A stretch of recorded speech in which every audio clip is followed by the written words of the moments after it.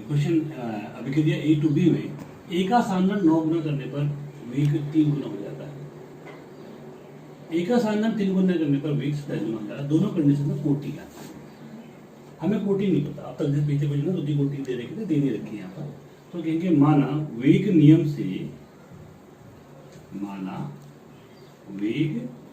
से dx by dt बराबर k of x e की पावर n कर दो, माना n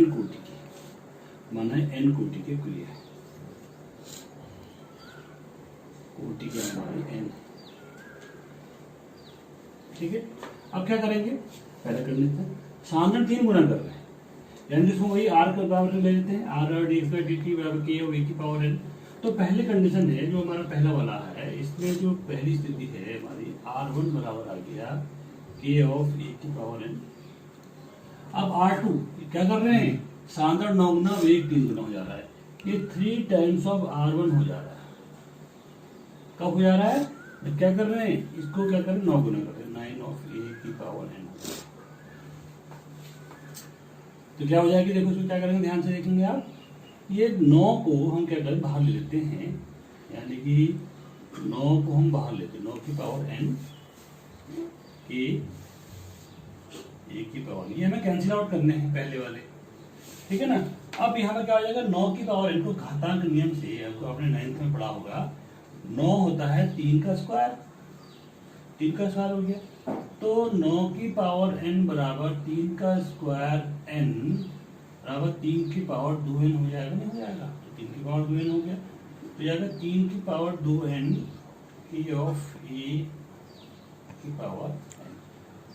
इन दोनों को डिवाइड कर दो, ठीक है, क्या हो जाएगा 3r1 बट्टे r1 बराबर 3 2n के ए की पावर n डिवाइडेड बाई के ए की पावर, ये कैंसिल आउट हो गए, ठीक है ना, r1 भी कैंसिल आउट हो गए। अब यहाँ पर देखो 3 की पावर 1 है और यहाँ 3 की पावर 2n है। अब घातों की तुलना करोगे तो क्या हो जाएगा, 1 बराबर 2n, n बराबर कितना हो जाएगा, हाफ। तो ये आधी कोटि की क्रिया है, हाफ कोटि की क्रिया। पहले कंडीशन में क्या आ गया, ये आधी कोटि की हाफ कोटि की आ गई क्रिया हो गई। इसी का दूसरा इसमें लेंगे बराबर k ऑफ ए की पावर n। अब क्या है, सांद्रण 3 गुना करने वही 27 गुना हो जाता है, 27 times of r1 k of 3 times of A की पावर n। अब यहाँ पर 3 अकेला है, कोई जरूरत नहीं, यहाँ पर इसे 3 की पावर n आ जाएगा, k ऑफ ए की पावर n, ठीक है। भागा दो, कितना आ जाएगा इसमें, 27 r1 बट्टे r1 बराबर 3 की power n k of A की पावर n डिवाइडेड बाई, ये जो r1 बराबर ये लिखेंगे k ऑफ ए की पावर n, यानी कि ये क्या हमारा ये क्वेश्चन है बट्टा ये हो गया, यानी कि हमने समीकरण नंबर 2 में b कर दो इसको, b में a का भाग दिया है, ठीक है। r1 कट गए, ये पूरा कैंसिल आउट हो गया, 27 क्या लिखे, 3 की पावर 3 ले सकते हैं, 3 3 तो 27, 27 क्या होता है 3 गुणा 3 गुणा 3, ऐसा नहीं होता है, तो 3 की पावर 3 आ गया, 27 बराबर 3 की पावर n। अब तुलना करो, यहाँ n कितना आ गया 3, तो क्या हो जाएगी ये तृतीय कोटि की, यानी कि आधी कोटि की आ गई, ये तृतीय कोटि की आ गई,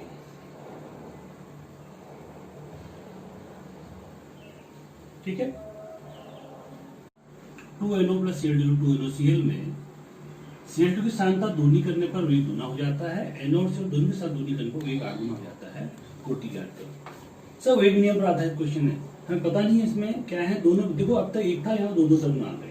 माना अपक्रिया का अपक्रिया कोटि के माना अपक्रिया कोटि जो है m प्लस n है, m प्लस n माना कोटि है, तो क्या हो जाएगा dx बाई dt बराबर k of NO active mass of NO की पावर m और Cl2 की पावर n, ये कोटि पता नहीं है। यहाँ तो 3 अनुभाग ले रहे हैं, लेकिन कोटि हमें पता नहीं। तो पहला कंडीशन है, पहला केस हमारा है Cl2 की सांद्रता दूनी कर रहे हैं, इसको r1 कर लेते हैं, r बराबर कर लेते हैं, r1 ही मान लो इसको, है ना, r1 ही हमारा ही हो गया। C2 की सांद्रता दूनी करें तो वे कितना हो रहा है, 8 2 गुना हो जा रहा है। यानी कि पहला तो ये है कि R1 is equal to K of NO की पावर M और Cl2 की पावर N। अब तो क्या कर रहे हैं, दूनी कर रहे हैं। 2 of R1 is equal to K of NO की पावर M और Cl दूनी कर रहे हैं, 2 Cl2 की पावर N। 2 की पावर N बाहर ले लेते हैं, ये क्या हो जाएगा हमारा 2R1 इज इक्वल टू 2 की पावर N K हो गया NO की पावर M और Cl2 की पावर N। एक क्वेश्चन नंबर फर्स्ट आ गई थी, एक क्वेश्चन नंबर सेकंड। इसमें इसका डिवाइड कर देते हैं।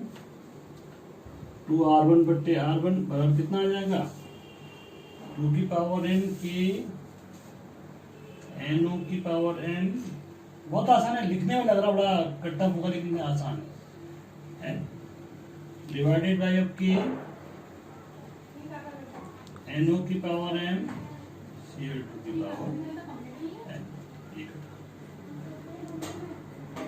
यानी कि 2 बराबर 2 की पावर तुलना करें, 2 की पावर 1 बराबर 2 की पावर N, तो N कितना आ गया हमारा, 1।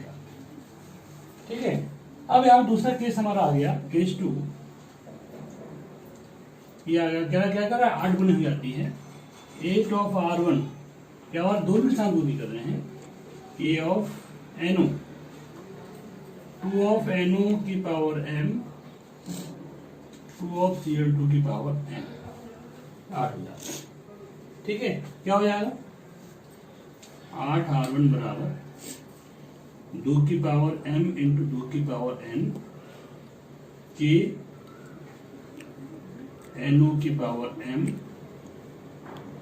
Cl2 की पावर N। ये समीकरण नंबर 3। अब क्या करेंगे, इसमें इसका डिवाइड करेंगे, क्या हो जाएगा, इसको मैं दोबारा मिटा गया, ऊपर से बता रहा हूँ। इसमें डिवाइड करेंगे, आ जाएगा 8R1 ओवर R1 बराबर 2 की पावर M 2 की पावर N के NO की पावर M Cl2 की power N divided by K NO Cl2। जो जिसकी प्रैक्टिस जाएगी आधा काम ऐसे ही कर रहे हैं, इतना लिखने की भी जरूरत नहीं पड़ेगी अगर बहुत विकल्प क्वेश्चन आते हैं। ठीक है, ये हमारा हो गया। ठीक है, अब हम क्या करें, यहाँ पर n का मान रख लेते हैं। n का मान हमारा 1 आया हुआ है अभी पिछले में, तो क्या आ गया, 8 बराबर 2 की पावर m इंटू 2 रखने पर 2 की पावर 2 से डिवाइड कितने करें, कितना आएगा ये 4 बराबर 2 की पावर m आ जाएगा। यानी कि 2 की पावर 2 बराबर 2 की पावर m, यानी कि m बराबर कितना आ गया, 2। तो कोटि कितनी आ जाएगी, अब करें कोटि m प्लस n बराबर m कितना है 2, n कितना है 1, 3 आ गया। तो कौन सी कोटि क्रिया है, तृतीय कोटि क्रिया। ठीक है, ऐसे आज का हमारा क्रिया, हमारे को यह क्रिया है A2 उत्पाद प्रोडक्ट को कन्वर्ट हो रहा है, जिसे प्रायोगिक रूप से निम्न आंकड़े प्राप्त हुए, प्रैक्टिकली निम्न आंकड़े प्राप्त हुए, तो कोटि बतानी है। ठीक है, तो यहाँ पर क्या करेंगे, वे रेट तो ले आएंगे, वेग नियम से क्या हो जाएगा, dx बाई dt बराबर k इंटू ए की पावर ऑफ n। ठीक हो गया। अब क्या करेंगे, पहले केस में करेंगे, यहाँ पर dx बाई dt बराबर k आ गया, 1 की पावर k आ गया, एक की पावर n एक ही होता है, किसी एक की घात कुछ भी आता है उसका मान एक ही आता है। यहाँ क्या आ गया, dx बाई dt जो हमारा आ गया k आ गया। तो क्वेश्चन नहीं पूछ सकता क्रिया का वेग स्थान क्या है, तो क्रिया का वेग स्थान क्रिया का वेग है इसमें। दूसरा हमारा आ गया, यहाँ पर देख लेते हैं, ये जो हमारा है इसको R1 कर लें, इसको R1 ही मान लेते हैं, पहला वाला है R2 यानी कितना है, यहाँ पर R2 का मान 8 है, R2 लेते हैं, R2 यहाँ पर आ गया हमारा A ऑफ A की पावर है, यानी R1 हमारा यहाँ पर 1 है पहले केस में, R2 दूसरे केस में कितना है हमारा 8 है। सांख्य कितने दूनी हो जाती है, यहाँ पे कितना करेंगे, K ऑफ 2 की पावर n ठीक है। अब यहाँ पर देखो k का मान तो 1 है, वैसे भी k का मान 1 आ रहा है इसमें, यदि हम डिवाइड करके भी निकाल सकते हैं वैसे भी निकाल सकते हैं, हम दो अलग अलग उसमें करें वैसे भी k का मान 1 करके सीधे n का मान आ गया यहाँ पर इस केस में। 8 बराबर 2 की पावर n क्योंकि k का मान 1 है, इससे क्या आया 2 की पावर 3 बराबर 2 की पावर n, इसलिए n बराबर कितना आ गया 3 आ गया। 8 और 2 की पावर 3 लिख सकते हैं, ठीक है नहीं। यहाँ तो विशेष स्थिति ऐसी आ गई कि हाँ 1 और 1 दिया हो तो k का मान हमारा 1 आ गया। जब कभी ऐसा होगा कि k का मान यहाँ पर 1 नहीं दिया हो तो क्या करें, दो समीकरणों को भागा दे देंगे, k को हम कैंसिल आउट कर देंगे, ठीक है ना, तो ऐसे निकल जाए। ये हमें डेटा दे रखे हैं, ए मोल पर लीटर, डीपी बाई डी मोल पर लीटर पर सेकेंड, 0.0025 में 10 -5, 0.005 में 5 0.01 में 2.5 हमने कोटि निकाली, ठीक है। माना कोटि n है, कोटि प्रायोगिक है, प्रयोग से निकलेंगे, ठीक है। तो क्या हो जाएगा हमारे यहाँ पर dp बाई dt बराबर रेट लॉ के अनुसार k ऑफ e की पावर n, ये वेग नियम से हो जाएगा, क्या हो जाएगा वेग नियम से। अब देखो पहला वाला है हमारा, पहला वाला जो डेटा है तो रखेंगे 10 गुणा 10⁻⁵ बराबर k ऑफ e कितना है 0.0025 पावर n। दूसरा क्वेश्चन में क्वेश्चन नंबर बना गई हमारी, ये दूसरी आ गई 5 × 10⁻⁵ बराबर k ऑफ 0.005 की पावर n। क्वेश्चन नंबर 2 इसमें भाग कर दें, एक कदम भाग कर दें, कितना आ जाएगा 10 × 10⁻⁵ डिवाइड बाई 5 × 10⁻⁵ बराबर k ऑफ 0.0025 की पावर n बराबर k ऑफ 0.005 की पावर n। अच्छा k से k कैंसिल, 1.5 से 0.5 कैंसिल, 2 आ गया। ये कितना 25 दूनी 50 होता है, छोटी है तो 1/2 की पावर n आ गई, ठीक है। तो 2 की पावर इसको ऊपर लाएंगे, 2 बराबर 2 की पावर -n, 2 की पावर 1/2 को लिख सकते हैं 2 की पावर -1 गुणा और 1/2 की पावर n बराबर 2 की पावर -1 लिखा तो n बराबर 2 की पावर -n, नहीं हो गया क्योंकि 1 है। अब तुलना करो, घातों की तुलना करने में कितना होगा -n बराबर 1, n बराबर -1, तो -1 कोटि की क्या होगी अभिक्रिया होगी। एक कोई अभिक्रिया है a + b = उत्पाद है, इसके डेटा हमें मिले हुए, पहले में ए के मोल बी के मोल एक तो वेग इस तरीके का है, सेकंड में बी के 0.3 0.2 है तो वेग 7.2 - 2, 0.3 0.4 2.8 × -1, 0.4 0.1 2.4 × 2। तो मैं कोटि निकालनी है, लगने को ऐसा लग रहा है पर टफ है, टफ नहीं है, आसान ही है। आप इसमें ट्रिक बाद में बताएंगे, हम देखते हैं। माना कोटि जो है, माना वेग नियम, माना कोटि n है, m + n है, इसके m पावर पर इसके n पावर डिपेंड करती है तो m + n कोटि हो जाएगी, ठीक है नहीं, कोटि हो जाएगी। माना कोटि बराबर लिखेंगे m + n, यानी कि वेग नियम होगा dx/dt बराबर a raised to power of m and b raised to power of n। dx पहले वाले केस है 6 × 10⁻³ बराबर कितना है k, a कितना है 0.1 की पावर m और 0.1 की पावर n। एक क्वेश्चन नंबर बना गया। दूसरा 7.2 × 10⁻² बराबर k 0.3 की पावर n 0.2 की पावर n। समीकरण नंबर 2। तीसरा है 2.82 × 10⁻⁻1 बराबर k